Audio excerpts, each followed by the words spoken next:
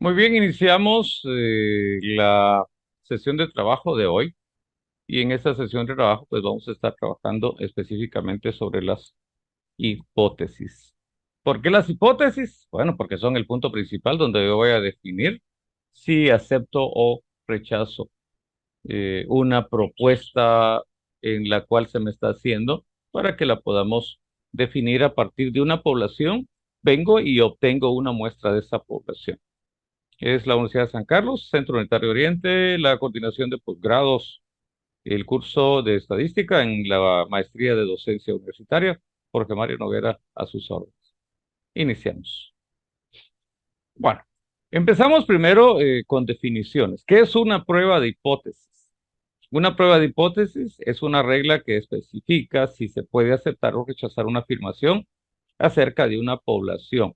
Esto va a depender de la información que nosotros tengamos, los datos que tengamos. Se llama prueba de hipótesis porque lo que voy a hacer es poner a prueba la hipótesis. Dijo alguien, pongámoslo a prueba. ¿Cómo voy a poner a prueba la hipótesis? Bueno, puedo tener dos hipótesis, tres hipótesis, pero cada una de ellas tengo que contrastarlas. Eso significa compararlas con. Para poder ver la hipótesis, tengo que irme a dos puntos distintos, HO y HA. Le llamamos nula y le llamamos alternativa, pero vamos a definir en realidad qué es una hipótesis. Y dice que una hipótesis se define como una afirmación transitoria. Habla transitoria, ¿por qué? Porque una hipótesis es una instantánea en un momento dado donde yo tengo cierta percepción, donde tengo la visión, la imagen de que esto y esto es lo que está pasando. Esto lo que tengo que hacer es someterlo a prueba, por eso se llama prueba de hipótesis. Lo que nos interesa en la prueba de hipótesis es la inferencia estadística. Y es donde ya tenemos que ir con parámetros establecidos. Uno de los más comunes es la media aritmética y la desviación estándar para podernos ubicar en una curva. Y la hipótesis propone, ojo, propone, eh, viene a enunciar formalmente una situación que, como digo, el autor tiene la percepción en ese momento. Luego viene el efecto de cómo contrastarla, cómo comprobarla con evidencias. No es simplemente decir yo creo, yo digo, yo pienso, no. En este caso tengo que tener evidencias y las evidencias estadísticas son datos. Los datos son entonces que en coro van a decir las características de la información y vamos a decir si nuestra hipótesis es verdadera o es falsa. Existe un mito que aún se maneja en muchas situaciones donde dice que si yo no compruebo mis hipótesis, mi investigación no sirve. Mentira, mentira. Yo puedo hacer una investigación donde me propuse X hipótesis, pero cuando vengo a comprobarlas, ninguna de las que me propuse son aceptadas. Entonces ya no sirve mi trabajo. No, no, no, al contrario. Mi trabajo le puede servir a otro más para verificar, para contrastar, para comparar, para verificar la información que yo tengo. Entonces, toda tesis cuando yo llego y la finalizo puede ser un punto de partida para una nueva investigación. Entonces, ¿puedo aceptar y rechazar mis hipótesis? Sí, puedo hacerlo. ¿Le quita valor a la investigación? Nunca le va a quitar el que acepte o rechace hipótesis valor a mi investigación. ¿Qué tipos de hipótesis son las que hay? Ok, vamos a ver. Las comunes son las hipótesis de investigación que nosotros llamamos descriptivas. Se llaman descriptivas porque únicamente necesito la estadística descriptiva para poderlo hacer. Están las correlacionales. La palabra co significa al mismo nivel, o sea, donde voy a relacionar dos valores, una dependiente y una independiente. ¿Cómo? Bueno, ahí tenemos una relación de causa-efecto. Analizar cuáles son las causas que provocan la deserción escolar y empezamos a ver. Ese sí yo quiero detallar causas. Pero cuando decimos la, em, el COVID-19 afectó a la inasistencia de los alumnos. Bueno, no tengo que averiguar la situación del COVID y tengo que ver la situación de los alumnos. Luego vengo y voy a decir si es cierto o no es cierto. La gente se ausentó de las aulas por ley, la gente se ausentó por miedo, la gente se ausentó porque algunos se murieron, profesores, algunos vecinos nuestros se fueron y eso nos dio temor e hizo que no nos relacionáramos con la demás gente. Es un ejemplo que estoy dando. Y lo correlacional también decimos que quiero comparar el nivel académico de esta universidad con el nivel académico de esta. Ah, bueno, entonces las voy a poner al mismo nivel. Por eso dice co. Co significa al mismo nivel. Mm, No puedo suponer cosas que ya son realidad.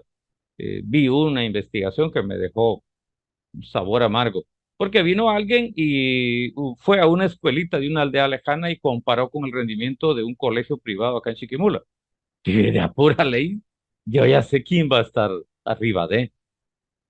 ¿Por qué? Porque las condiciones físicas, las condiciones intelectuales, las condiciones de alimentación, todas las condiciones son contrarias. No hay una y esa correlación es lo que nosotros como investigadores tenemos que aprender a hacer. Si yo ya sé que X va a salir adelante, entonces ¿para qué voy a hacer la investigación? No me meto a la parte deportiva porque ustedes saben que los deportes, todos tienen que manejar las mismas condiciones, pero decimos es que este tiene el mejor delantero, este tiene aquí. Y al final, pues es algo de equipo. Las estadísticas no muy funcionan para la predicción de la parte deportiva, pero la experiencia de muchos narradores lo pueden llevar. Hay estadísticos solo para deportistas. Interesante, ¿verdad? Porque conozco personas que se saben de memoria hasta los nombres de los jugadores, en qué estadio jugaron, cuántos goles metieron y un montón. Yo ni coco le pongo a esas cosas. ¿Por qué? Porque no es de mi interés, pero sí existen las estadísticas deportivas, no lo podemos eliminar. La tercera que tenemos es una diferencia de grupos, donde ya puedo comparar y sí quiero averiguar quién de los dos está mejor. No es una correlación. Yo quiero averiguar si la universidad tal tiene mayor eficiencia terminal que esta universidad. Y entonces empiezo a ver la cantidad de gente que se está graduando de esta universidad, de esta universidad. Y voy a compararlo. A eso se le llama contrastar. ¿Pero qué voy a contrastar? Simplemente, si yo quiero averiguar un promedio, yo puedo contrastar medias, promedios. Y lo otro es el causal. Cuando yo trabajo algo causal, yo voy a provocar el cambio. ¿De qué manera? Ah, bueno, yo llego y quiero conocer los niveles de entendimiento. Determinemos el nivel de conocimiento de cierta cantidad de alumnos con respecto a un tema, inteligencia artificial. Le paso un cuestionario general previo, luego les doy la plática y les vuelvo a pasar el mismo cuestionario. Entonces vengo en dos momentos distintos, expo y está pre y post. A nivel médico, un ejemplo claro es cuando les piden el nivel de azúcar, ¿va? Antes de desayuno y después de desayuno. La misma muestra soy yo, la misma persona investigada soy yo, pero en dos momentos distintos. Esto nos sirve para determinar si la plática que estoy dando en realidad tuvo el efecto que yo estoy buscando. Entonces, por eso es que muchas instituciones evalúan sus pláticas o sus publicaciones. Y una de las formas sencillas que buscan son con caritas, ¿verdad? Carita alegre, eso y esto. O el famoso cuestionario que pasan al final. Considera que los temas fueron impactantes y nos empezamos a ver. Entonces, vamos a tener todas estas situaciones posibles en cuanto a los tipos de hipótesis que tenemos. Cuando estoy comparando una hipótesis, tengo que tomar una decisión. O rechazo o la acepto. Pero todo lo que hacemos va con respecto a nuestra hipótesis de investigación. En este caso, sobre HO. HO nos dice lo que habla la población y luego vengo yo y me impongo una nueva, decir que estoy en contra o estoy a favor, que es más, que es menos, que es bajo, para poderlo narrar mi hipótesis, en este caso, que es la que voy a utilizar como una muestra. En forma análoga, HO trabaja con la población y HA trabaja con una muestra. Aquí nos habla de un lote que salió defectuoso y tengo dos posibilidades. Dice H1, devolver el lote, o no existe evidencia para devolver ese lote de computadoras, de libros, de lo que sea. La información que se nos da es suficiente para decir que el porcentaje de defectuosos de un lote es mayor a un 2%. Una de las situaciones que podemos analizar aquí en el punto de vista educativo es cuando nos dicen que el nivel de analfabetismo en Guatemala es del 18%. Y de repente digo yo como investigador, no, no, es más del 18%. Alguien va a decir, bueno, sí es el 18%. Otro puede decir, es menor al 18%. Entonces son las tres posibilidades que tengo cuando me dan una información poblacional, pero ahora vengo yo y digo, bueno, voy a hacer mi muestra aquí en Chiquimula, averiguar si es cierto. Hago mi muestra, busco comunidades donde me puedan responder, utilizo algún sistema de muestreo para poderlo encontrar, o simplemente me ubico en Conalfa y que me expliquen cómo es que manejan esto, porque tengo que conocer un poco más la información. Y de repente hago mi muestreo y determino que Chiquimula, el nivel de analfabetismo es del 5%. Entonces, al final voy a decir, bueno, rechazo la hipótesis que dice el gobierno, que dice que es del 15%. ¿Por qué? Porque aquí en Chiquimula es menos del 15%. En este caso es un 5%. Entonces, la información que tenemos es suficiente para indicar que el porcentaje de analfabetismo en Chiquimula es menor del 15%. En este caso, tenemos como respuesta básica de una muestra del 5%. Bueno, ahí está una posible tesis para que la puedan ir trabajando. Entonces tengo las dos posibilidades, a lo cual, si ustedes ven, tengo que imponerme un porcentaje. Es ese porcentaje de referencia que nos lo va a dar la población. Un ejemplo práctico, dice el INE, o sí, dice el INE de que tenemos un 10% de inflación. Bueno, verifiquemos si es cierto, nos vamos al mercado hoy, nos vamos al mercado dentro de 15 días, comparamos los precios que tenemos y miramos cuánto subió. Y si subió cierta cantidad, entonces decimos, sí es cierto, es el 10%. O voy a decir, no, no, no es el 10, es más del 10%. O lo contrario, no, no es el 10, aquí en Chiquimula es un 5% que han subido los precios. Entonces vamos a manejar esa comparación, la información general que me da, ya sea el Mineduc, el gobierno, el Ministerio de Educación, quién es el que lo da. Pero de ahí vengo como investigador, saco una muestra y voy a contrastarla, compararla. ¿Puedo cometer errores? Sí, sí puedo cometer errores. Hay error tipo uno, error tipo 2. ¿Cuáles son los tipos más comunes? Bueno, el error que puedo cometer es aceptar algo falso o rechazar algo verdadero. Entonces nos dice posibles decisiones, aceptar HO. ¿Cuándo? Bueno, tengo dos posibilidades. Se acepta HO correctamente. Si es falsa, se acepta incorrectamente. Entonces puedo cometer un error.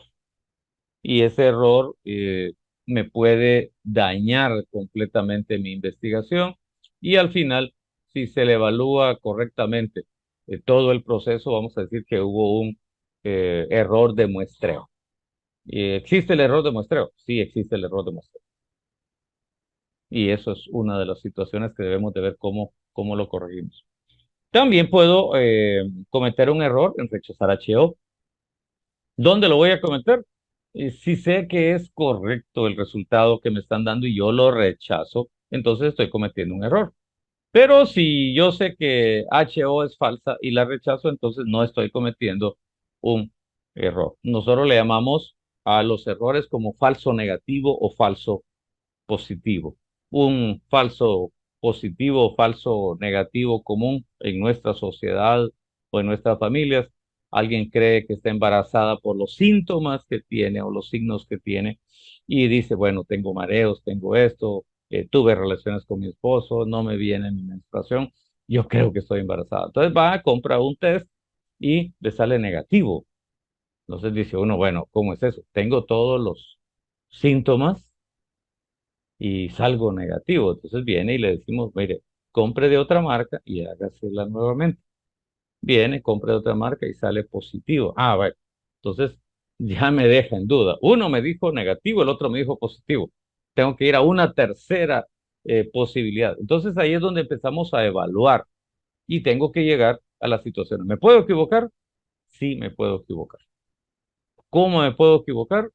Rechazando algo correcto y aceptando algo incorrecto. Y si no, tenemos muchos ejemplos en las familias donde la misma familia le dice, mira, no te cases con ese señor porque mira, es así, es así. Y uno dice, no, pues no, yo lo voy a hacer. ¿Qué posibilidad puede haber? Bueno, de que cometa un error o que no cometa un error. Entonces, esto lo vemos en nuestra vida diaria en cuanto a las formas de trabajo que estamos teniendo.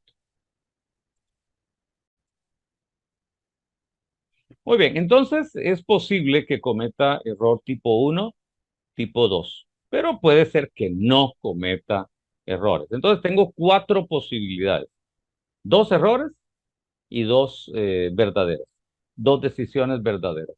¿Cómo la tenemos? Bueno, ¿cuál es mi error? Mi error es aceptar algo incorrecto, rechazar algo correcto. Esos es los errores que tengo. Pero dentro de de mis aciertos, donde no cometería errores, entonces sería eh, aceptar algo correcto y rechazar algo incorrecto. Ahí no hay falsos negativos, no hay falsos positivos. Ah, me ofrecen algo ilegal, pues yo lo que tengo que hacer es rechazarlo. Me ofrecen algo legal, entonces lo acepto para no cometer errores y muchas veces los errores se pagan bastante duros y no queremos llegar a esa parte. Bueno, vamos a ver la siguiente diapositiva. Eh, Tengo un pequeño ejemplo acá. Este ejemplo lo encontré en internet y nos dice, Jane acaba de incorporarse al equipo de ventas de una compañía muy competitiva. La historia, va bien, la historia. Jane acaba de incorporarse al equipo de ventas de una compañía muy competitiva. En una muestra de 16 llamadas de venta, se comprobó que cerró el contrato con un valor promedio de $108, promedio, con una desviación típica de $12. Ya me están dando los parámetros. Pruebe al 5% de significancia o al 5% de margen de error con posibilidad de que la media de la población es menos de $100. Ella encontró 108, pero hay que demostrar que es menos de $100 contra la alternativa que es menor. La política de la compañía exige que los nuevos integrantes de equipos de ventas superen en promedio $100 por contrato durante el periodo de prueba del empleado.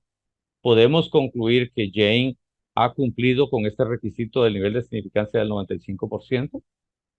Ok, bueno, nos plantean una situación que nos dice que hay una persona que entró a trabajar en una compañía, que la empresa pide que para que tenga derecho a entrar a trabajar en el lugar, pues tiene que tener una astucia de vender en promedio más de $100.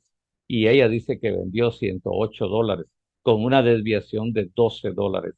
Eso me indica que puedo tener 108 más 12, 120, 108 menos 12 me dan 90 y, ¿qué? 96. Y empezamos a ver la situación. Pero al final, pues dice, podemos concluir que James cumplió el requisito de significancia. ¿Será que lo hizo? ¿O esta información que me están dando es falsa? ¿Dónde puedo cometer el error? En aceptarla a ella sin necesidad de comprobarlo y decir, ah, sí, ella vendió en promedio $108 y la empresa está pidiendo 100, pero hay una desviación de 12, eso quiere decir que me puedo ir hasta abajo, me puedo ir hasta arriba. Entonces vengo y lo que necesito hacer es analizar esta situación. ¿Cómo se analiza? Bueno, tengo que sacar mis dos hipótesis, mi hipótesis alterna, la que me está diciendo la población, que es 100, y nos está diciendo que los nuevos tienen que sacar más de 100. La hipótesis nula y alternativa son para el parámetro media, porque el número de dólares de los contratos es una variable aleatoria continua. Además, se trata de una prueba de una cola. ¿Por qué? Porque miramos acá el símbolo que está mayor que, eso significa que está inclinada hacia la parte mayor.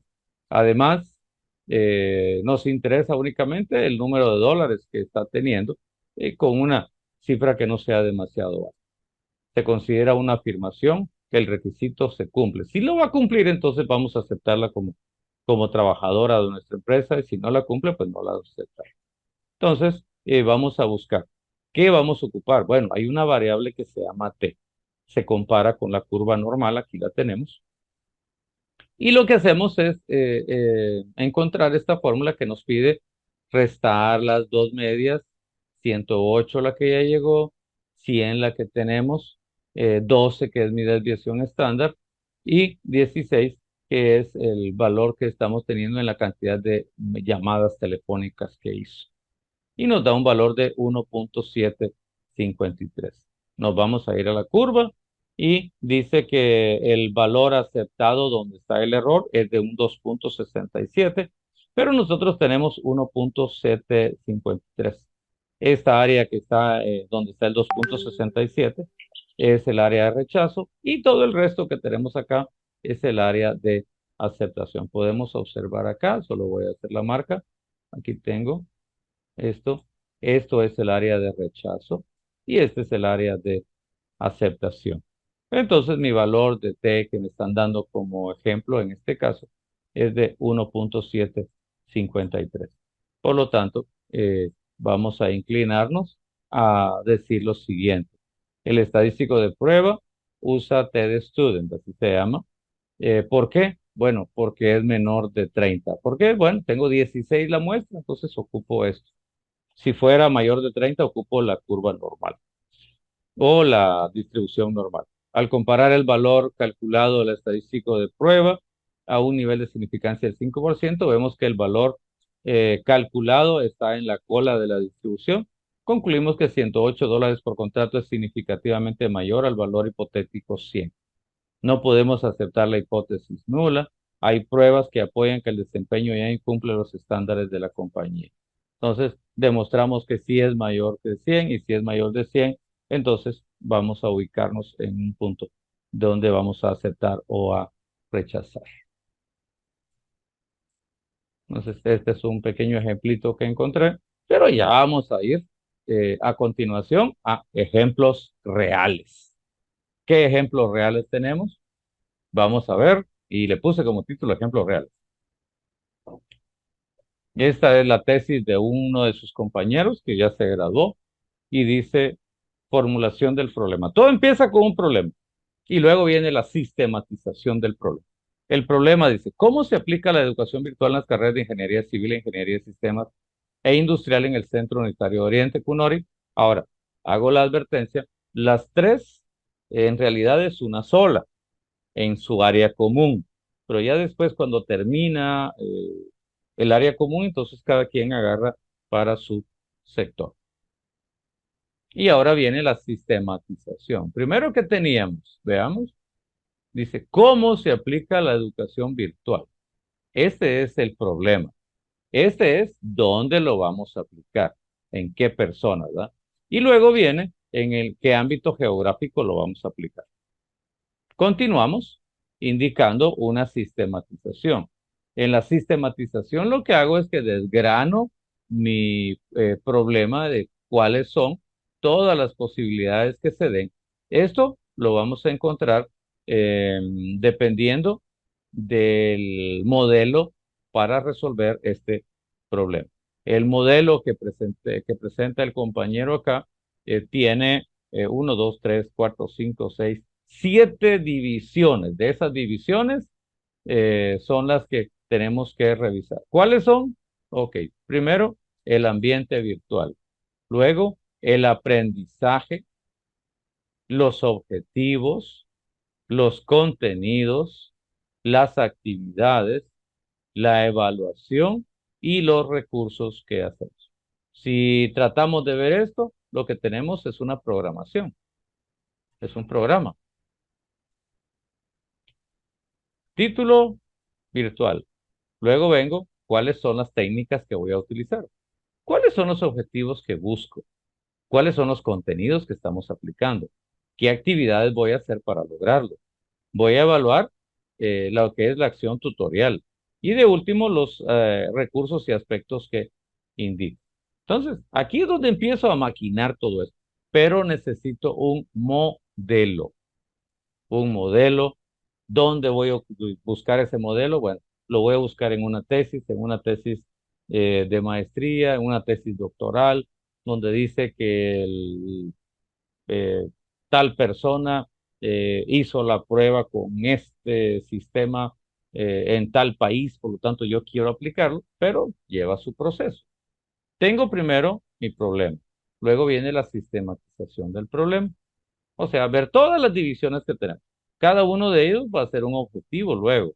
Veámoslo a continuación. Vamos a borrar acá. Y nos dice general. En el general, en realidad lo que estoy viendo es cómo se resuelve el problema. Y dice, analizar el nivel de aplicación de la educación virtual en las carreras en SDS. ¿Qué dice? Analizar el nivel de aplicación de la educación virtual. Ok, ya tengo en realidad qué es lo que quiero lograr. Pero para poderlo lograr, hay varios ambientes. ¿Cuáles son los ambientes? Bueno, primero el ambiente virtual, los aprendizajes, los objetivos, los contenidos, las actividades, la evaluación, los recursos. ¿Se acuerdan de la sistematización? Cada uno de ellos se transforma en un objetivo. Y luego estos se van a transformar en hipótesis. Veámoslo ahorita. Ok. Mi objetivo general lo transformo en hipótesis. En la hipótesis es donde ya estoy dándole un valor predictivo. Y dice, la educación virtual en las carreras de ingeniería, en ciencias, se aplican en un nivel medio. Eso quiere decir que tengo un nivel alto, tengo un nivel medio y tengo un nivel bajo. ¿Qué posibilidades tengo? Bueno, que salga arriba de, que salga igual al resultado o que salga abajo de. Si aparece en el nivel medio, entonces nosotros vamos a aceptar esa hipótesis. Si sale arriba, rechazamos mi hipótesis y si sale abajo, rechazamos mi hipótesis. Es como que yo tuviera que una curva normal de dos colas. Vamos a dibujar aquí y digo, si cae el dato en el centro, entonces lo acepto. Pero si tenemos los demás en un extremo negativo o un extremo positivo, entonces se rechaza. ¿Qué significa? Bueno, que el nivel medio que el que estoy buscando, para mí es el objetivo principal. Puede que esté arriba de o puede que esté abajo de, pero si está arriba de, lo rechazo, lo que tengo acá. Y si está abajo de, lo rechazo también, para poderlo hacer. Voy a borrar acá para poder continuar. Veamos. Cada objetivo o cada sistematización que hice, cada uno de ellos, en la sistematización, cada uno se transforma en objetivo. Y luego cada objetivo se transforma en una hipótesis derivada. Tengo la general y tengo la específica. La general nosotros la identificamos con HI. Y luego viene H sub 1, H sub 2, H sub 3. No importa las que sean, simplemente las identifico. En este caso son 8, 7. Y puede que solo tenga 3, que tenga 5, que tenga 9, que tenga 12. Lo que va a hacer es que estamos desgranando cada uno de los sectores que toma en cuenta esta investigación. ¿Qué viene entonces? Bueno, ya me propuse y yo lo que digo es que todos están trabajando en un nivel medio. Este nivel medio lo que me está diciendo que es algo razonable la forma que están trabajando. Puede mejorar, para eso es lo que podemos hacer. Si al final comprobamos todas nuestras hipótesis, entonces decimos que esta situación en cuanto a los profesores puede mejorar. pero podemos encontrar que alguno de esos sectores esté incorrecto, esté bajo. Y digamos en nuestras conclusiones y recomendaciones, miren, encontramos que en la carrera de ingeniería, en esto y esto hay problema, por lo tanto, le recomendamos al coordinador, al director del CUNORI, o al consejo directivo que puedan darle capacitación a los profesores para que puedan mejorar esto. Vamos al final en este ejemplo que tengo. Pues viene y dice que hay cierta cantidad de personas, hay 591 estudiantes acá en la carrera. Civil hay 241, ciencias y sistemas hay 158 y la industrial hay 192. En total hay 591. Es un número muy grande, por lo tanto tengo que muestrear. Hago la fórmula de la muestra, aquí la tenemos aquí arriba. Luego la resolvemos y dice que está trabajando con el valor de P y N. En este caso, estamos diciendo que nuestras proporciones están en la misma dimensión. Punto 5, punto 5. Además de eso, dice que está trabajando con un nivel de error del 5% y está trabajando con un alfa del 95% de la exactitud.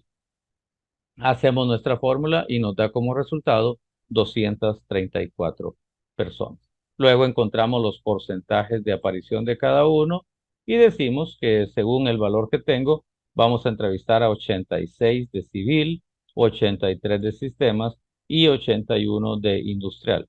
¿Y por qué no igual a todos? No, porque tengo una mayor cantidad de civil, por lo tanto tiene que haber la muestra mayor y el grupo menor que es de sistemas es de 83, 81 a la hora de estarlo trabajando. Entonces, ese es el proceso que viene ya cuando tengo todas mis hipótesis, ya cuando tengo mis valores de referencia para poderlo hacer. Ahora viene y voy a pasar la encuesta. Muy bien, veamos resultados entonces. Dice distribución de estudiantes según la carrera. Aquí está para responderle la pregunta al compañero. Dice que hay el 27% versus hay 68 hombres y 18 mujeres. Aquí hay 75 hombres, 8 mujeres, 50 hombres, 31. Y al final encontramos cuáles son los porcentajes que le corresponden según el total y lo vamos a multiplicar por el total de muestras que tenemos. Entonces vamos a entrevistar a 86, 83 y 81. Eso es para poder localizar. Ahora veamos ya los resultados a que llegó el compañero. Dice tabla 8, nivel de aplicación del ambiente virtual en educación virtual en las carreras. Aquí viene y reúne los resultados de todos. Y el tema general que estamos trabajando es el ambiente virtual. Tengo de que en la ingeniería civil se basó en lo siguiente. Tenemos 5 baremos. Los baremos están muy bajo, bajo, medio, alto y muy alto. Pero solamente de 5, solamente voy a aceptarlos en un punto. Entonces dice acá que de la ingeniería civil de los 86, 27 indicaron que estaban en un nivel medio. De ingeniería de sistemas de 83 hay 31. De ingeniería industrial hay 32 de los 81. Hacemos los cálculos, hacemos la suma. 90 de 250 equivale a un 36.0%. ¿A qué llegamos entonces? Bueno, esta es mi tabla de resultados, pero ahora vengo y tengo que hacer el análisis. ¿Qué es el análisis? Y nos dice, la hipótesis general de investigación se plantea. La educación virtual en las carreras de ingeniería civil en ciencias y sistemas del centro unitario se aplica en un nivel medio. Para dar respuesta a dicha hipótesis se presenta la tabla 15 en la que se describen los niveles de aplicación de la variable de educación virtual. De acuerdo con la tabla 15, el 50% de los estudiantes de ingeniería ubican la educación virtual en un nivel medio, por lo que la hipótesis general de investigación de la educación virtual, y vuelvo a repetirla, se acepta. Un 50% es aceptable porque tengo 4 más que se dividieron hacia arriba y hacia abajo. Esto indica, no se está llegando a referencias, sino que esto indica que los docentes están aplicando aspectos relacionados con ambiente virtual, aprendizajes, objetivos, contenidos, todo lo que cubre la hipótesis Aunque dice, hay que tomar en cuenta que se hacen o se deben hacer mejoras. Esto es una vista de, no sé si de pájaro o de dónde, cómo decir la situación, pero esta es una de las conclusiones que se llegó a la hora de estar haciendo la presentación. Este es un ejemplo y el compañero trabaja, creo que en ingeniería, para poderlo analizar. Ya tengo más ejemplos allá, pero por la hora solo vamos, sí, a las 10 vamos a parar. Veamos entonces, tengo una guía acá y esta guía yo he dicho que vale oro a la hora de estar decidiendo. Veámosla entonces. Mi generalidad dice esto. Si la pregunta de investigación nos dice que cuál es el parámetro, se calcula un intervalo de confianza. Puede ser un intervalo de confianza. ¿Dónde están los intervalos de confianza? Una aplicación bastante común es cuando usted se hizo un examen de azúcar, un examen de presión, un examen médico y le dice, entre tal y tal valor está normal. Entonces uno dice, este es mi intervalo de confianza. Nosotros decimos que si que si el alumno está entre 70 y 100, entonces decimos que aprobó el curso. Pero como nosotros tenemos escalas acá en posgrado también, donde está el cum laude, eh, ¿cuál es el otro? Summa cum laude, supra, no sé, el cum laude, laude, cum laude, super. Entonces decimos que si es que llega entre 71 y 80, pues no le damos ningún premio, solo ganó. Pero si está entre 80 y 85, entonces decimos que le vamos a dar un premio de cum laude. Si saca entre 85 y 90, pues le damos un... Es que se me olvidó ahorita, pero bueno, le damos esto. Y si saca de 98, creo que está 98 a 100, entonces se gana un suma ultra super cum laude para poderlo hacer como referencia. Esos son intervalos de confianza que nosotros manejamos dentro del posgrado. Y además, cuando se gradúe, entonces, además de su título, se le da el honor que merece y se le da un diploma donde dice que según el rendimiento académico lo obtuvo arriba de veras, ese título me hizo falta presentarles acá, pero no, no hay necesidad. Entonces tenemos dos posibilidades, que tengamos una muestra o que tengamos dos muestras. Si es una muestra es porque vamos a ir en un punto específico. Si es dos o más muestras es porque voy a comparar varios lugares. De repente alguien diga, vamos a comparar cuál de las sedes universitarias tiene mayor rendimiento. Y tengo Esquipula, Zacapa y Chiquimula. Entonces voy a tener que sacar una muestra allá, otra muestra aquí, otra muestra acá. Y al final las voy a comparar. Entonces tengo tres y puedo tener una. La mayoría de investigaciones se trabajan con una, pero está otra donde se trabajan con dos, con tres, con cuatro, dependiendo. Cuando es una muestra, pues es una variable, lo que tenemos acá. Si es una muestra, pues va a ser una variable. Las variables pueden ser de dos tipos, nominal, ordinal. Acuérdense que en SPSS tenemos que decirle de qué tipo es. Y de intervalo o de razón. Si es nominal o es ordinal, en este caso se llama dicotómica, di significa dos, y las dicotómicas hay excluyentes y hay incluyentes. Las excluyentes pues solamente puede aceptarse uno y las incluyentes pueden aceptarse las dos. ¿Qué nos recomienda la estadística utilizar? Bueno, lo que me recomienda es, uno, que puedo hacer una prueba de proporciones. ¿Qué significa una proporción? Bueno, donde nos dicen 2 de cada 10 alumnos no aprueban este curso. Ah, bueno, investiguémoslo, ¿ah? O nos dicen de una vez el 35% no aprueba este curso. Ahí es donde tenemos entonces nominal, eh, proporción. Puede ser con una muestra pequeña, utilizamos el T de student. que es el que estuvimos viendo ahorita. Y si la muestra es grande, pues ya nos tenemos que ir al valor de Z. Cuando es de intervalo o de razón, nos dice que lo que tengo que hacer es una prueba de medias. ¿Qué significa esto? Aquí utilicé proporciones, aquí utilizo medias, donde ya puedo obtener medias. Aquí solamente me dan valores de referencia y aquí puedo tener toda la población a mi disposición, obtengo la muestra, puedo hacer los parámetros. ¿Cuáles son los parámetros más conocidos? La media aritmética, la desviación estándar para podernos ubicar en la curva normal. Entonces, tengo esas dos posibilidades. Se consideran que estas dos son descriptivas. Estas son descriptivas y estas se consideran inferenciales. En las inferenciales, entonces, puedo ocupar los mismos parámetros, pero puedo ocupar otros parámetros distintos. Nos dice que son dos muestras o dos variables, veamos, una nominal y una ordinal. Ok, ¿qué es lo que voy a hacer?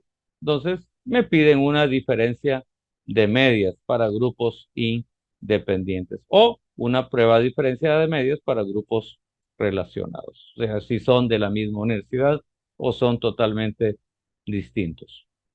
Nominal, ordinal dicotómica o una de intervalo. Eso usted tiene que definir qué tipo de variable es la que está utilizando en su investigación. Entonces, eso es una prueba de medias, una diferencia de medias. ¿Por qué? Porque yo estoy diciendo, el CUNORI tiene mayor eficiencia terminal que X universidad. Entonces, al final tengo que encontrar las medias y compararlas. Y lo que tengo que hacer es una diferencia de medias, que hay una fórmula especial para hacerla. El SPSS pues ya no ocupa fórmula, no, que solamente le pedimos que nos dé el resultado y ahí está el valor donde vamos a interpretarlo después. Una nominal y una ordinal, pero que no son dicotómicas. Eso significa que tengo muchos resultados posibles y tengo más de una población. Ahí es donde nos dice que apliquemos un análisis de varianza. Ahí ya no tenemos una medida aritmética, sino que tenemos las varianzas. Y lo que voy a hacer es una comparación de varianzas. ¿Qué significa varianza? Bueno, ¿qué tanto varía esta muestra de esta, de esta? Yo quiero analizar, por ejemplo, tres universidades y miro el rendimiento de las tres. Una universidad tal, universidad tal, universidad tal. Tengo los resultados, los unifico. No importa si una tiene más gente y la otra tiene menos. ¿Por qué? Porque lo que voy a buscar es un valor de referencia. Y los voy a poner los tres al mismo nivel y voy a decir cuál de los tres tiene mayor o decimos, los tres tienen el mismo comportamiento. O no, esta tiene más que esta y este tiene más que lo otro. Luego vamos cuando son dos nominales. Dos nominales es sencillo de interpretar. Les voy a dar un ejemplo.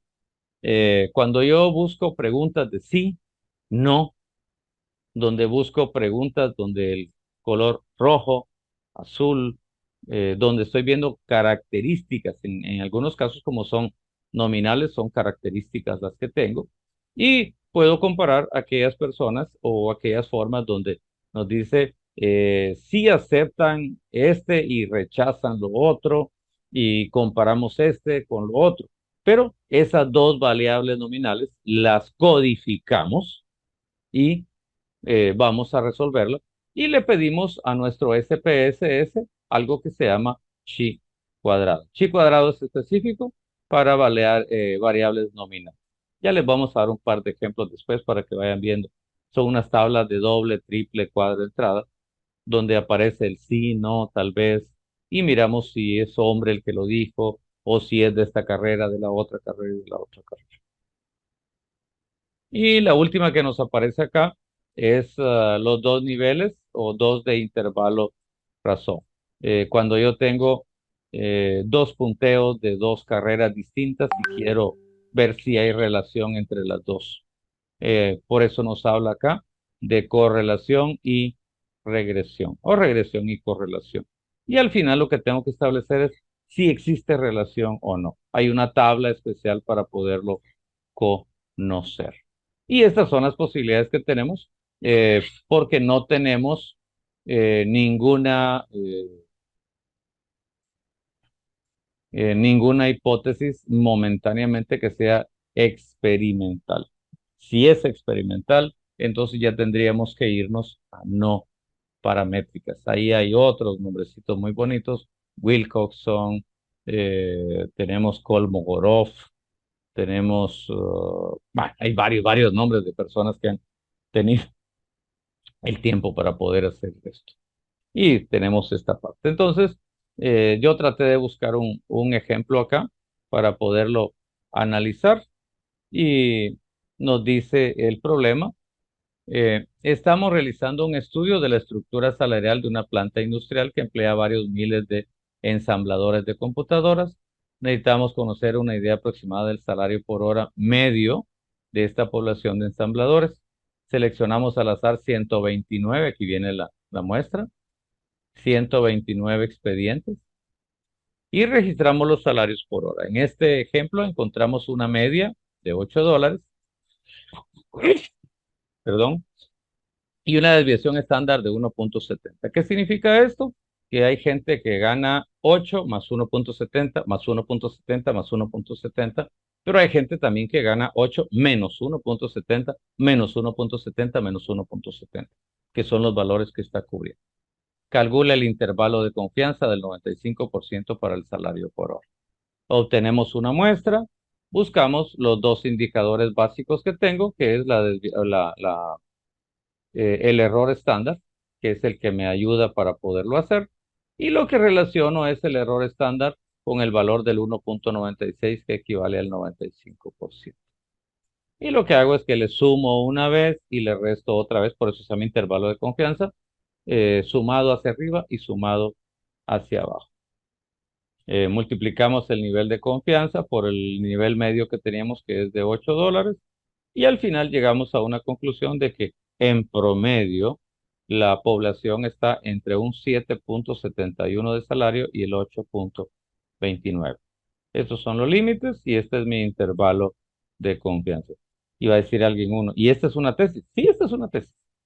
Una tesis que está evaluando a 129 trabajadores con salarios promedios según la empresa de 8. Pero yo quiero averiguar si es cierto cuál es la información que nos están dando los trabajadores. Y llego a mi conclusión, que es esa que estamos ahí.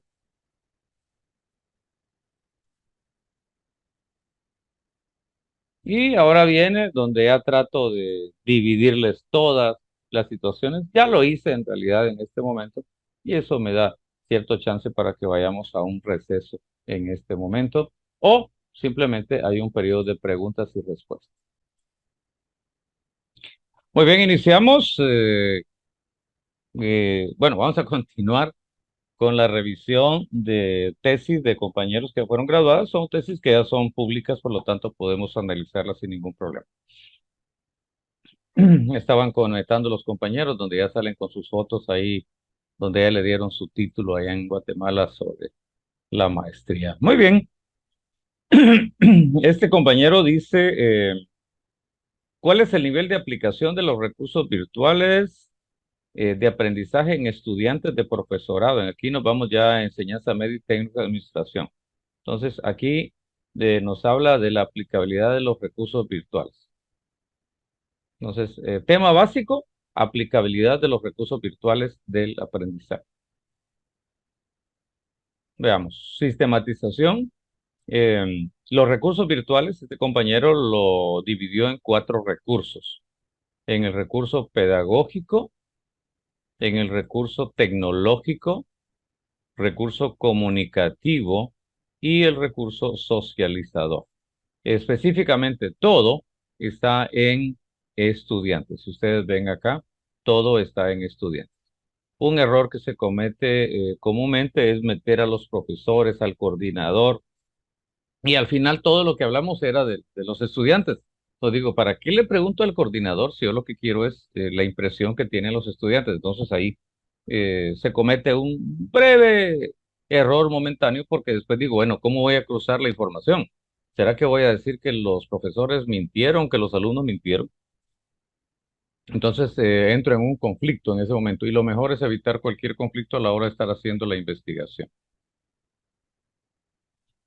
Entonces, repito, El tema de él es la aplicabilidad de los recursos virtuales. ¿Cuál es la pregunta? ¿Cuál es el nivel? Y luego viene la sistematización y dice, ¿cuál es el nivel de? Dividimos en cuatro, entonces, recursos pedagógico, tecnológico, comunicativo y socializador. Esta formulación del problema tiene que transformarse en objetivo general y luego estos cuatro, la sistematización se transforman en objetivos específicos y luego sigue el otro proceso, donde el objetivo general se transforma en la hipótesis general y cada uno de los objetivos específicos se transforman en las hipótesis de investigación. Aquí viene la justificación y nos vamos a ir directamente a los objetivos. Veamos, el objetivo general que tiene es analizar el nivel de aplicabilidad de los recursos virtuales del aprendizaje en los estudiantes de profesora de enseñanza media y técnico de enseñanza educativa en la sección de Chiquimula del Centro Unitario de Oriente. Los objetivos específicos, recuérdense que tenemos ahora ya nuestro,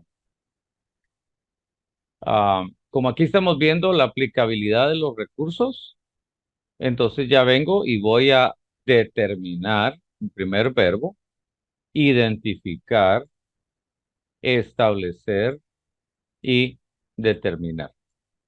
¿Podría ocupar cuatro iguales? Podría hacerlo, pero se sugiere que ocupen otros para que haya dinamización. Y aquí tengo el recurso pedagógico, que es el que habíamos dicho que era el primero, el recurso tecnológico, el recurso comunicativo y el recurso socializador. A partir de esto, voy a trabajar mis hipótesis y mi hipótesis general y la hipótesis específica. Vamos a ir más adelante. Aquí tengo ya mi hipótesis y dice la aplicabilidad de los recursos virtuales de aprendizaje de los estudiantes de profesorado y se encuentra en un nivel medio. Eso estamos diciendo que está en un nivel básico. Y luego, esto fue agregado en la hipótesis para poderlo demostrar. Son, en los otros teníamos la palabra, vamos aquí, vamos a ver nada más la relación. Voy a retroceder un poco. Habla de recursos. Los recursos ya mutaron y en la tesis se transforman en dimensiones. Entonces tengo la dimensión tecnológica, la dimensión pedagógica, la dimensión comunicativa y la dimensión socializadora. Y lo que quiero averiguar es la aplicabilidad y la propuesta es que está en un nivel medio. El nivel medio es el promedio o el básico que aparece. Bueno, el siguiente paso, ya cuando tengo mi objetivo, que lo sistematicé, ya busqué las posibles preguntas, ya transformé en mis objetivos y ya lo trasladé a hipótesis de investigación, vengo y voy a poner a prueba mi instrumento. Para eso me sirve el alfa de Cronbach. Lo tenemos acá. Dice, se aplica el instrumento para determinar el nivel de aplicabilidad. Eso es lo que nos da el alfa de Cronbach. La ventaja que tenemos es que el SPSS simplemente ingresamos todos los datos, le pedimos que aplique el alfa de Cronbach y nos va a dar las posibilidades. ¿Cuáles son las posibilidades?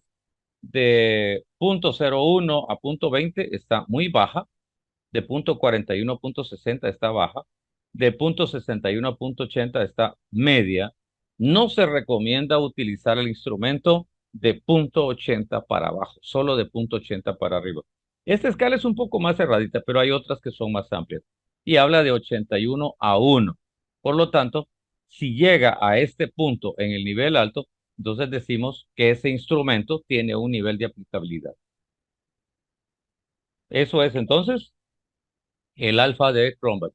Además de eso, las preguntas dice que son escala tipo Likert. ¿Qué significa tipo Likert? Bueno, totalmente de acuerdo, en desacuerdo, ni de acuerdo, ni desacuerdo, de acuerdo, totalmente de desacuerdo, y le damos una valoración. Recuérdense que la valoración es para poder tabular 1, 2, 3, 4, 5. Ya no escribimos de acuerdo, total de acuerdo, sino que simplemente vamos escribiendo los números que le dan sentido a cada uno de ellos. Aquí dice que va a utilizar la estadística descriptiva. Su población dice que son 411 estudiantes, 220 docentes y un coordinador. Como muestra, tenemos la fórmula genérica que aparece acá y dice que hay 411. Eh, no sé de dónde sacó este error, ¿verdad? Pero un 6,5% de error, pero ahí está. Y da un promedio de 150 personas que tiene que entrevistar. Esa es su muestra. En este caso son 150 estudiantes, 20 profesores y un coordinador. En teoría tendría que pasarles o el mismo instrumento o un instrumento especial para cada uno de ellos. Ahí viene la explicación de qué es una encuesta, qué es una entrevista. Aquí está lo que les decía. Miren, según Hurtado, los instrumentos constituyen la vía mediante el cual es posible la determinación de la técnica de recolección. Ahora, ¿cuál es el que voy a ocupar? Ahí es donde tengo que establecer y eso lo vamos a agregar al final de la tesis dependiendo de qué estoy utilizando. Tengo que dar las estrategias que voy a utilizar, cuáles son los pasos. Y aquí viene donde ya está la operacionalización de las variables y nos dice cuáles son cada uno de ellos. La mayoría son ordinales son todos. Y aquí están los baremos y el significado de cada uno de los baremos. Recuérdese que está bajo, medio y alto, estamos tirando a medio, aunque tenemos el muy alto y el muy bajo. El nivel bajo dice los recursos virtuales en el proceso de aprendizaje se aplican en forma mínima porque los estudiantes no han recibido capacitaciones. Este es uno de los factores. Veamos el medio, que es donde yo voy a estar. Los recursos virtuales en el proceso de aprendizaje son aplicados por estudiantes en algunas ocasiones porque no se promueve la utilización en todas las actividades curriculares. Y si sale alto, entonces los recursos virtuales en el proceso de aprendizaje son aplicados en todas las actividades sincrónicas, asincrónicas, en las dimensiones tecnológicas, pedagógicas, comunicativas y socializadoras. Entonces aquí tengo mis tres baremos básicos y los punteos que tiene que estar. Por eso es que al final lo que tengo que decir es que si está entre 94 y 146 decimos que está en nivel medio, si está entre 147 y 200 decimos que está en un nivel alto y si está entre 40 y 93 está en un nivel bajo. Esto es en el tecnológico, eso es en el pedagógico, esos son las pautas que me dan para aceptar o rechazar mi hipótesis, los baremos. Estos baremos tengo que redactarlos bien porque es lo que tengo para la base. Bueno, resultados de la investigación, aplicaron el alfa de Cronbach, dio 0.09772, se aplicó en 40 estudiantes. Muy buen valor, ese instrumento está bien hechito, todavía tiene algún margen de error pequeño. Viene la distribución, esto lo averiguamos cómo es lo que tenemos. En este caso se trabajó a principio de año, entonces tengo el primer ciclo, tercero, quinto, séptimo semestre, pero nosotros en realidad en el sistema no trabajamos por semestre, sino que por ciclos. Y luego ya viene cómo están, de dónde vienen, a esto nosotros le llamamos que es la, la información personal o la información general de los estudiantes. Lugar de residencia, de dónde vienen, si son del área urbana, zona rural, qué tipo de carrera tienen. Y luego, pues ya vamos a interpretar los datos que me están dando y tiro ya sea al principio la general, la explicación general, o me voy primero cada uno y después analizo la general. Veamos la hipótesis. Dice la aplicabilidad de los recursos virtuales de aprendizaje de los estudiantes de profesorado en enseñanza media y pedagogía técnico se encuentra en un nivel medio. Veamos los resultados. Y esto es parte irónico y parte nítida por momentos, ¿verdad? Recuérdense que estamos hablando de los estudiantes. Dice, campo laboral del estudiante en docencia, hay un 24%, quiero ver, más un 8 10, un 34% aproximadamente, 37 personas son docentes.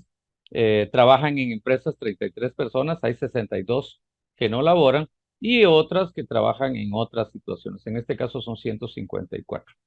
Nivel bajo, hay 5 personas nada más en promedio, bueno, sería el total.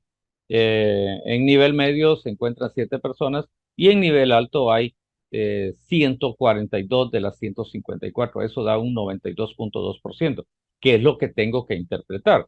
Entonces dice, de acuerdo a los datos obtenidos, se determinó que la aplicabilidad de los recursos virtuales de aprendizaje de los estudiantes se muestran en un 92.2% ubicándose en un nivel alto. Por lo tanto, mi hipótesis se rechaza. ¿Por qué? Porque yo decía que estaba a nivel medio, de que la gente no tenía capacidad y empiezo a dar mis explicaciones. Aquí viene y dice el 92.2% de los estudiantes desde los diferentes espacios donde se desenvuelve. Viene la explicación, ¿se acuerdan del baremo? ¿Qué es lo que explica el baremo? Solo quiero ver. Sí, lo que decía el baremo. Dice, donde se desenvuelven, aplican la virtualidad para el desempeño de sus labores cotidianas, haciendo que se familiaricen, tomen experiencias, repercutiendo positivamente en el proceso de aprendizaje, en la carrera que están estudiando. El estudio se realizó, determinó un 40.26% no labora, 24.33 se desempeña en la docencia, 21.43 se dedica al campo empresarial, y en otras hay gente que está trabajando en la departamental, en tutorías, en cajas rurales, y empezamos a dar las explicaciones. Aunque no tratamos de inferir que eso se tiene que dar en todos los lugares, sino que como es una a nivel descriptivo, lo que estoy es describiendo los hechos. Es oportuno mencionar, dice acá, que el nivel alto se refleja en el trabajo que realiza el Centro Unitario de Oriente a través de las capacitaciones que brinda a los docentes, fortaleciendo aspectos pedagógicos y luego nos habla de la parte negativa, que solamente un 4.5% se encuentra en el nivel bajo. Luego viene la hipótesis uno, donde decimos, vamos a ver, se rechaza, se encuentra en nivel alto también, entonces se rechazó. Luego vamos con la siguiente. La hipótesis 2 también se encuentra en nivel alto, por lo tanto se rechazó. Veamos la siguiente. La siguiente hipótesis, H3, igual apareció en nivel alto, por lo tanto se rechazó. Entonces, al final, al hacer el análisis completo, tendría que llegar a la conclusión. Aquí está la H4, me faltaba la H4. Igual está en nivel alto también, que son la mayor cantidad de personas que están ahí. Y de igual manera se rechaza la hipótesis. Al final, eh, tengo que llegar a la conclusión de que los muchachos de ese grupo, de esos grupos, están tecnológicamente bien. A partir de eso, pues tengo que llegar a conclusiones, una conclusión por cada hipótesis, y luego tengo que irme a las recomendaciones, y recomendaciones van específicas al coordinador de la carrera, al director del centro, al consejo, a los docentes, a los alumnos o estudiantes, y de último, pues viene la bibliografía. Nosotros tenemos algo ahorita de que cuando ustedes ya tengan la bibliografía que van a utilizar, se la pueden mandar a la secretaria perdón, a la oficial que trabaja los programas de maestría en biblioteca. Ella se los revisa y les da un aval y les da un QR para que uno pueda consultar donde dice que sí está bien toda la bibliografía. Entonces la bibliografía, nosotros solo verificamos que esté siendo utilizada por el plagio. A nosotros nos dan unas licencias de Turnitin donde podamos ingresar la parte teórica de su tesis y que nos diga qué nivel de plagio tiene. ¿Cómo evito el nivel de plagio? Simple. Cito, no me lo invento yo, sino que cito de tal autor es esto, ocupo las normas APA 7, que son las que están utilizadas ahorita. Eh, Puedo decirlo con mis palabras, o sea, parafraseando esto, pero indico que el autor es tal y tal. Eso es donde se evita el plagio. ¿Dónde es que hay plagio? En una tesis donde no hay ninguna cita. Eso no se la va a aceptar nadie, ¿va? Tiene que haber citas de donde consultó toda la información. Bueno, continuamos con una nueva tesis. La tesis de este compañero nos dice la formulación del problema. ¿Cuál es el nivel de las actitudes ambientales que manifiestan los estudiantes de la carrera de Ingeniería y Gestión Ambiental Local del Centro Universitario de Oriente? Ok. ¿Cuál es el tema principal? Son actitudes ambientales. Así es como nosotros analizamos las tesis, ¿verdad? Actitudes ambientales. ¿Qué es lo que estoy buscando? El nivel de qué? De manifestación. sea, cómo manifiestan los alumnos ese nivel. ¿Dónde lo vamos a hacer? Bueno, en la carrera de Ingeniería Ambiental y Local. Nosotros le llamamos GALA a esta ingeniería. ¿Dónde? Pues en el Centro Universitario de Oruro. La pregunta es, ¿y puede ser en otro lugar que no sea el de acá? Sí, usted puede hacerla en una universidad privada, en la San Carlos, la puede trabajar en la Facultad de Humanidades, la puede trabajar en Ciencias de la Comunicación. Usted, lo único que les pedimos es que lo ubiquen en a nivel superior. Eso es lo único que les pedimos. Facultades, escuelas no facultativas. Por ejemplo, la Escuela de Ciencias de la Comunicación no pertenece a ningún centro universitario, sino ni a ninguna facultad, sino que pertenece a su escuela. Igual la de lenguas es una escuela, son las características que tiene nuestra universidad. Pero de igual manera, tenemos que analizar bien cuál es la formación que tiene para poder trabajar con ellos. Continuamos. Viene la sistematización del problema y la pregunta el problema era cuál es el nivel y seguimos manteniendo. ¿Cuál es el nivel? ¿Cuál es el nivel? ¿Cuál es el nivel? Y viene de las tres actitudes, en este caso, las actitudes ambientales, pero en tres componentes. Componente cognoscitivo, componente afectivo y componente reactivo. Son los tres componentes que tiene. Esos componentes pues, fueron tomados de una guía o la persona puede desarrollar las preguntas y la guía completa para poderlo hacer. El objeto de estudio pues son las actitudes, que es lo que queremos averiguar. La delimitación son del 2022, así que son fresquitas las que tenemos, no tardan en salir las del 2023. Esto lo transformamos ahora en objetivos. ¿Cuál es mi objetivo general? Identificar el nivel de las actitudes ambientales que manifiestan los estudiantes de la carrera tal y tal, ¿dónde? Determinar el nivel de actitudes ambientales en el componente cognoscitivo, afectivo y reactivo. Ahora bien, y las tenemos que transformar a hipótesis. Vamos a irnos entonces a nuestro marco metodológico, aunque aquí está la operacionalización de las variables, ¿no? Es lo que yo les decía.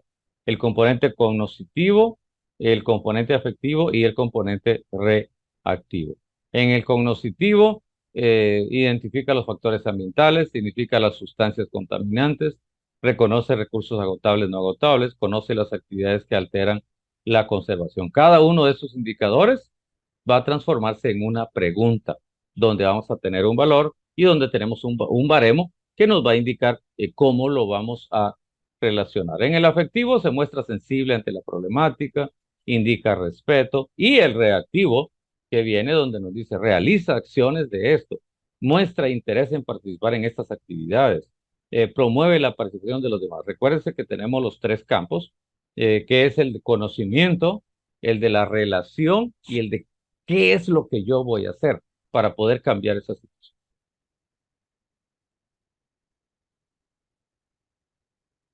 Y está una explicación de cada uno de ellos. Viene la historia del centro universitario, el organigrama, luego viene lo de la carrera y luego vamos al marco metodológico. El marco metodológico es el principal donde se desarrolla todo el hecho.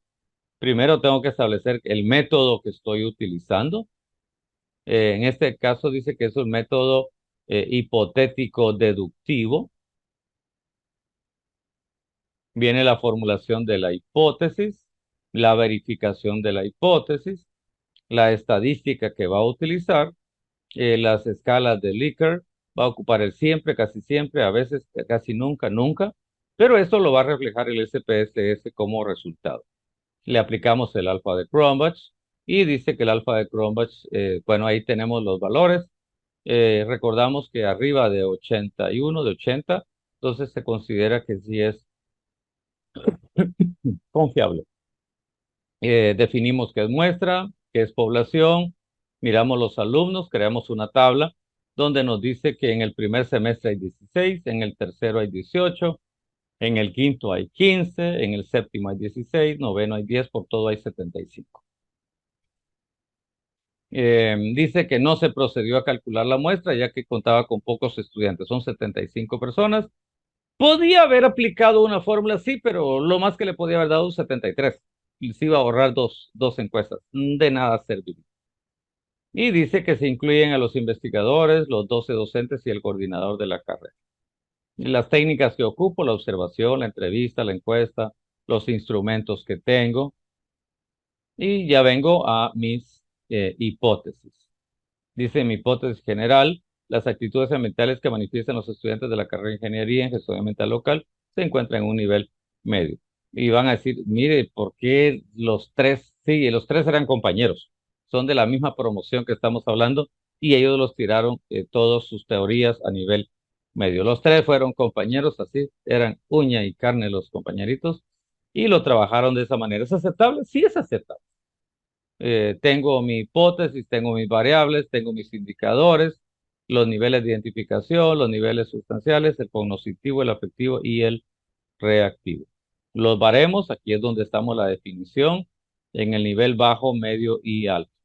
En el nivel bajo, dice, se encuentran los estudiantes que carecen de actitudes ambientales. Nivel medio, se encuentran los estudiantes de actitudes ambientales aceptables. Si usted quiere, cámbiele medio a aceptable. Lo único es que en el SPSS la palabra aceptable no se la va a dar bien, pero eso va a depender de la interpretación que le estemos dando. Cada uno tengo que crear los baremos para cada uno de los niveles, en el afectivo, el reactivo, cada uno de ellos para decir dónde es lo que nosotros esperamos que eso pueda pasar. Análisis de resultados, el alfa de Cronbach dio 8.878, está bien, buen valor. Solo que habían otros de 90 y algo, el instrumento está mejor. Y luego tengo ya mi tabla de resultados y va a decir alguien, mire, pero yo no he visto gráficas. No, hacemos la salvedad de que las gráficas sustituyen a las tablas y si la tabla está suficientemente explicada, no necesita graficación. Veamos aquí, tenemos la H1 que está marcado en el nivel alto. Vamos a ver la siguiente. Vamos a ir a las tablas específicamente.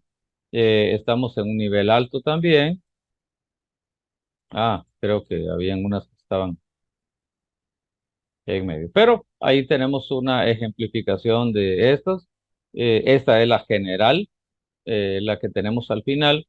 Y tenemos si se acepta o se rechaza a la hora de estar trabajando.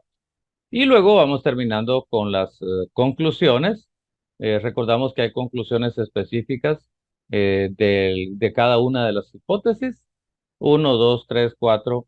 Si eran tres hipótesis y la principal son cuatro.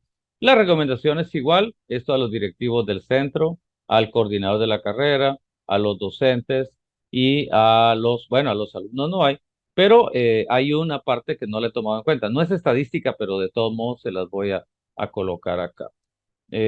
Cuando nosotros encontramos dificultad o encontramos problemas, hacemos una propuesta. Y la propuesta que hacemos es una propuesta de mejoramiento para aquellos alumnos que tienen dificultad ante esta situación. Y le damos el modelo, en este caso, modelo de fortalecimiento de las actitudes hacia la conservación del medio ambiente. Y aquí tengo donde trato de dar una respuesta a una necesidad que manifiesta la sociedad.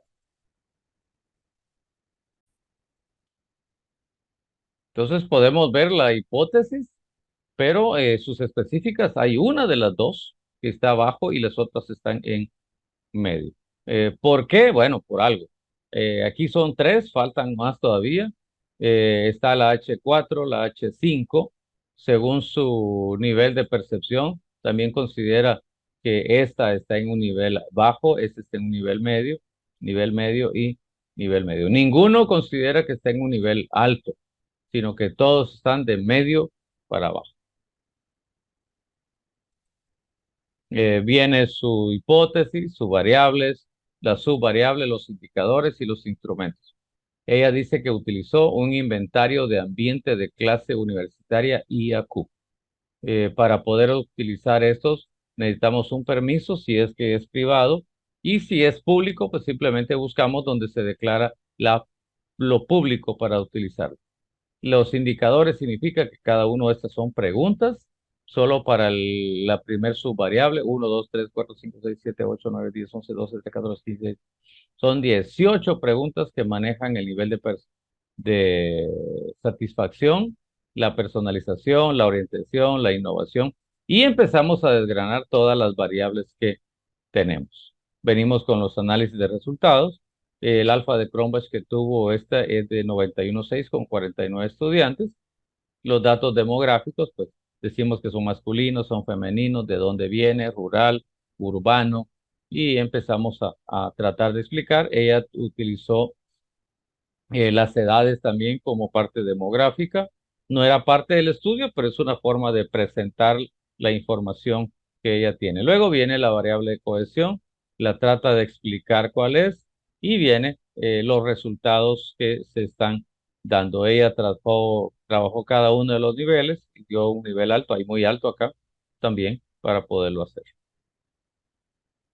No se mantuvo en los 3 niveles, sino que amplió los 5 niveles para poderlo hacer. Luego viene la variable satisfacción, eh, la variable personalización, luego viene la orientación a las tareas, no está en un alto, está en un nivel medio, y la variable innovación, que es la que más nos ha costado con muchas de las gentes. eh, según ella estaba en bajo, pero los alumnos dijeron que está en alto.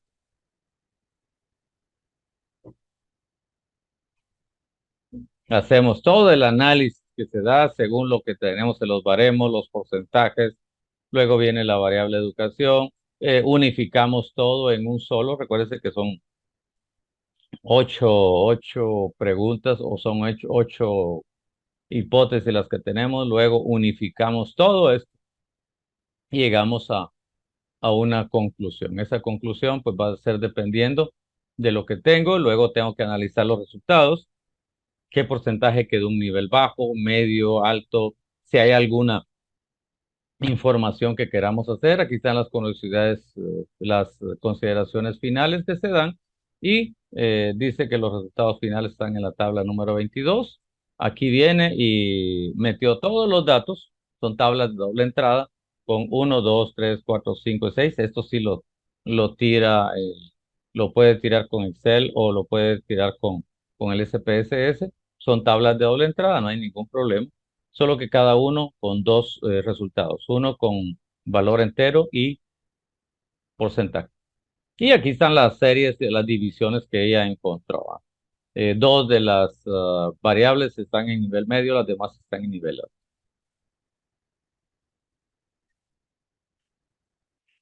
Y así tenemos las conclusiones, las recomendaciones, la bibliografía y en el apéndice pues vamos a encontrar los cuestionarios que se utilizaron y algunas tablas que no aparecen allá, pero que son parte de la investigación. De último viene la propuesta, y la propuesta es para mejorar y conservar un buen clima de aprendizaje.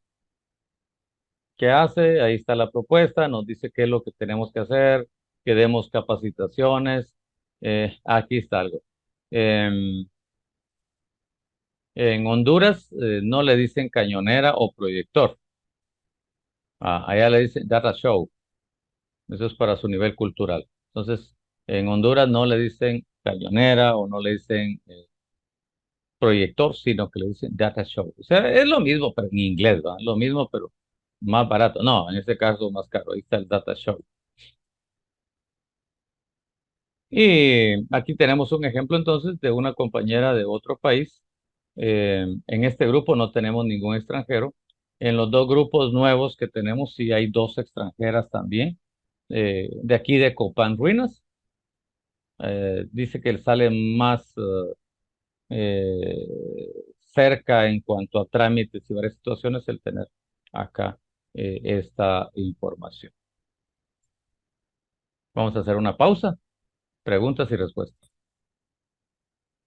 Muy bien, tenemos un ejemplo entonces acá de una tesis en la cual es de investigación relacional. ¿Cómo sé que es relacional?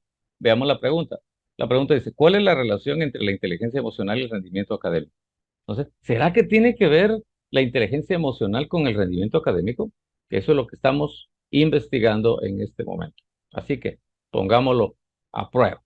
Son los estudiantes de la carrera de admisión de empresas para fin de semana. Todas las demás, no había habido la admisión de empresas, no que nos ubicamos en una actividad en ciencias de comunicación, otros en ciencia política, y cada uno se va ubicando donde tiene mayor acceso. Es una de las ventajas que hay. Igual si usted trabaja, por ejemplo, en CUNISAB y puede hacerle en CUNISAB, pues busque de preferencia un grupo que usted no trabaje para que no exista ninguna relación y decir que, bueno, vamos a decirle que sí a ella porque si no vamos a perder. No es así. Entonces buscamos grupos donde no tenemos relación directa, aunque sea indirecta, pero que tenemos el aval del director o directora del lugar, de los profesores o compañeros. En la sistematización viene y dice cuál es la relación que existe entre el componente intrapersonal y el rendimiento, entre el componente interpersonal y el rendimiento académico, pero tenemos la relación que hay inter, la adaptabilidad y el rendimiento, el manejo del estrés y el rendimiento, el estado de ánimo y el rendimiento. Ahora, ¿será que tiene que ver esto? La inteligencia emocional la estamos dividiendo en 5 partes. La intrapersonal, la interpersonal, la adaptabilidad que tiene el manejo del estrés y el estado de ánimo. Eso se concentra en inteligencia emocional. Y luego el rendimiento académico, pues en realidad lo que es un punteo en el cual usted saca un promedio por requisitos. La identificación del estudio, la delimitación que tenemos, se justifica y luego vengo y transformo mi problema en objetivo. Dice entonces determinar el grado de relación entre la inteligencia emocional y el rendimiento académico. Los específicos, establecer la relación entre los componentes que ya teníamos, en este caso que son los 5, que dividimos la inteligencia emocional en esa parte. Viene su marco teórico, las emociones, la historia, las divisiones que tenemos, eh, la historia de la universidad, de la carrera donde estamos trabajando, y luego nos vamos al marco metodológico. El tipo de investigación dice que es un tipo correlacional. Ya lo habíamos dicho, pero lo sigo manteniendo.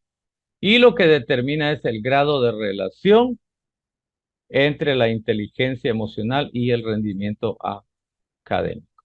Y dice que va a ocupar el modelo de inventario de cociente y emocional de Robert Barron. Eso significa que tiene que tener una guía, un documento o un instrumento que ya utilizó una persona que es de uso libre y si no es de uso libre, entonces usted tendría que pagar para que le autoricen a usarlo.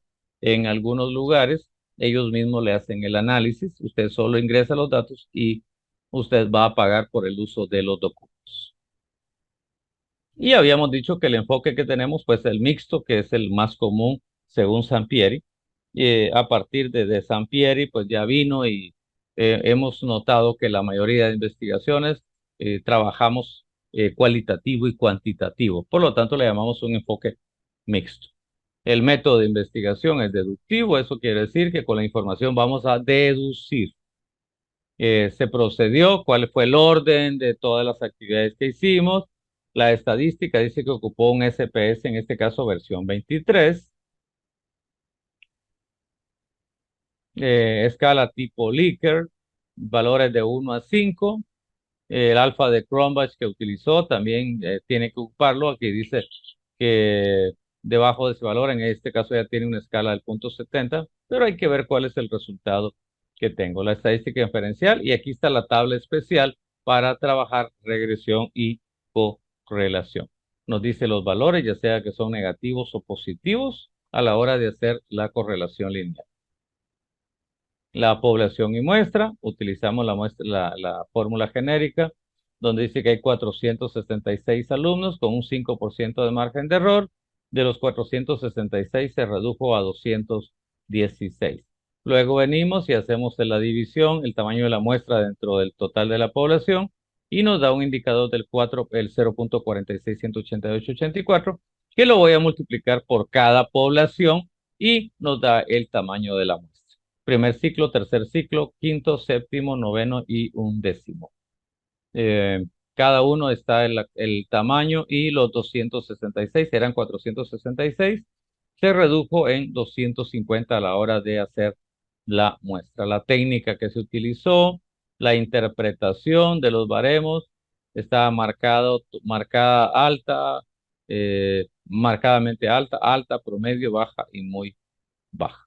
También tenemos las pautas de interpretación, muy alto, que es sobresaliente, alto, promedio y bajo. Las fichas técnicas de lo que estamos utilizando según el documento, las fuentes de información, recuérdense que hay primarias, secundarias, y viene la conceptualización o la operacionalización de las variables que tenemos. Esta se completa y la compañera de una vez agregó cuáles son el número de preguntas que está trabajando en cada uno. Nivel de comprensión, están estas preguntas, nivel de asertividad son estas preguntas, y imagínense cuántas preguntas tiene este, y es bastante grandecito. Los resultados de la investigación que tenemos, estadística de fiabilidad, o sea, el alfa de Cronbach le da 0.85, hizo 133 elementos.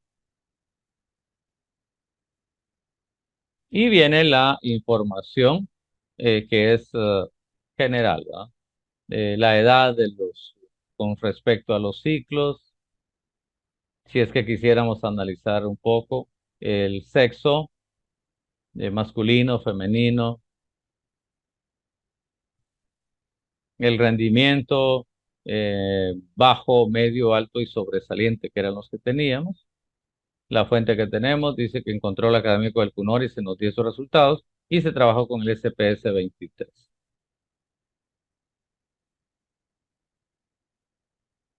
Y viene a definir cuáles son. Bueno, esta es la otra parte. La compañera sí utilizó gráficas para poder presentarlo, los resultados que tiene.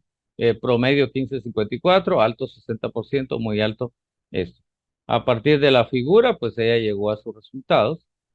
Luego vienen los porcentajes que están muy bajo, bajo, promedio, comprensión de sí mismo, la asertividad, el autoconcepto, la autocorrelación o autorrealización que estamos viendo.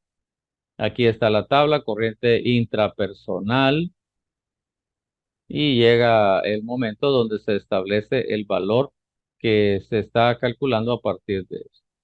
Análisis diferencial, el análisis subvariable cociente interpersonal en relación con el rendimiento académico da la respuesta a la hipótesis de la investigación planteada. ¿Qué dice la hipótesis? A mayor cociente emocional intrapersonal, mayor rendimiento académico. Y lo que hacemos es que buscamos cuál es el coeficiente de Pearson o la relación que hay y nos da los valores que tenemos, componente intrapersonal en promedio. Y si ustedes ven, ya se rompe el esquema. ¿Por qué? Porque esta tesis es relacional. Y empiezo a ver la relación que existe. ¿Qué dice? Tomando en cuenta con base al nivel de significancia del 5%, el cual es mayor a la significancia obtenida del 0.016, se acepta la hipótesis de investigación que dice que a mayor cociente emocional interpersonal, mayor rendimiento. El valor de 0.16, aquí aparece con un asterisco para que no se vaya a perder, y ese es el valor que voy a estar relacionando en cada una de las tablas. Presenta su gráfica, cuáles son los resultados finales, cuáles los resultados en el general, y luego viene con la tabla de los resultados y luego viene la interpretación, ya punto de vista estadístico, y dice que da 0.138. Como estamos suponiendo el 5% de nivel de error, y en este caso da 0.138, es mayor. ¿Cuándo lo voy a rechazar? Cuando el resultado del 0.05 dé menos del 0.05. Entonces cae en el área de rechazo. Y así es como empezamos a analizarlo. La compañera ocupó tablas y gráficas. Es la única que ha aparecido momentáneamente con las que tenemos acá para que vean que sí se puede hacer si usted considera necesario. Igual el resultado acá nos da 0.078, es mayor al 5%, que es el planteado. Y ya ahora viene nivel de inteligencia por cada subvariable. Tengo los porcentajes, el análisis diferencial, presento y me da igual, de la misma manera, 168. Iba a decir alguien, pero en el primero dio un asterisco, sí. Recuérdense que cuando hay alguna explicación que quiera hacer el programa, va a colocar o asteriscos o letras indicando que hay alguna situación que hay que contemplar. Vienen las conclusiones, vienen las recomendaciones, vienen las referencias bibliográficas y después viene eh, su apéndice, que es la guía de inteligencia emocional.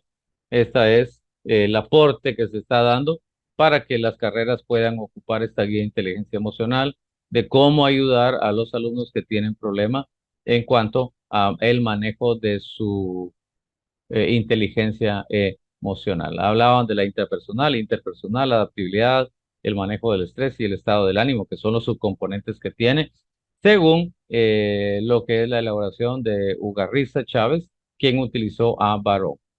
Le viene la socialización, la aprobación, la ejecución y se da pues cada uno de los pasos que ahí se va teniendo.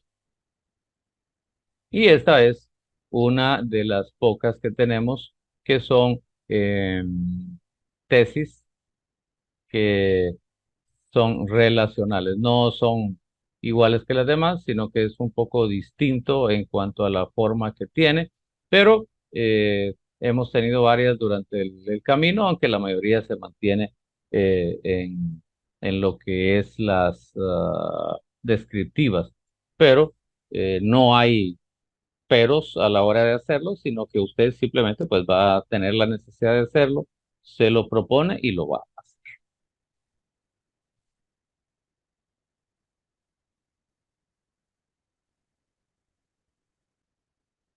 Bueno, llegamos hasta acá al final del curso y seguimos más adelante, así que continuamos. Bendiciones para ustedes.